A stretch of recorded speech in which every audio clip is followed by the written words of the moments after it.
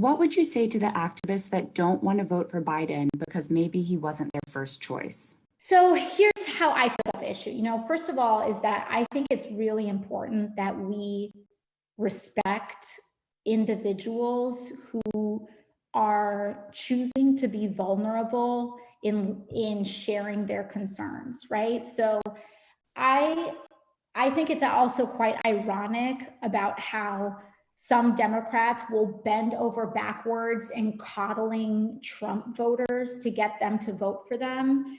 But when it comes to non-voters, some of those same Democrats that will bend over backwards to accommodate those folks who supported Trump, they will become very abusive and rabid towards people that are saying, can I support this?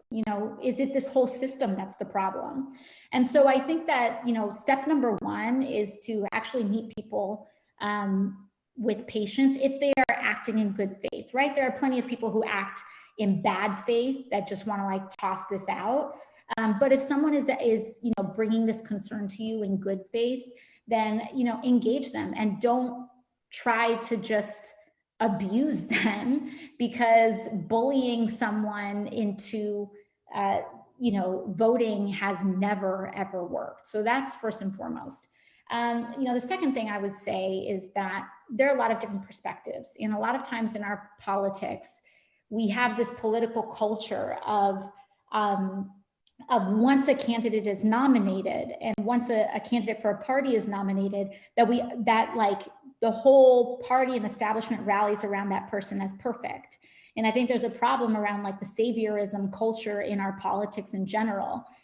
It's okay to say Joe Biden is not perfect, and that it's okay to say that, and to support him, not because you agree with him on everything, not even because you think his policies are good, but at the very least in the stakes of this election, when I think about this as an activist and approaching this question from an organizer, it's, I am casting this vote out of solidarity with our most marginalized and vulnerable communities. And there are some folks that say, oh, these people didn't have jobs or they were suffering before. Absolutely, because our system has been failing marginalized communities.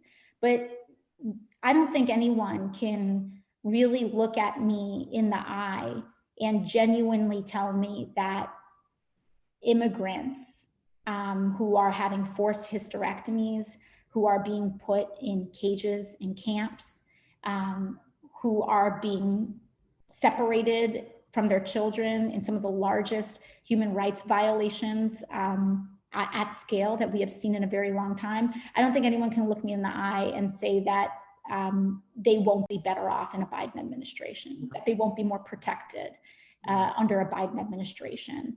You want to elect the person who is most vulnerable to your activism.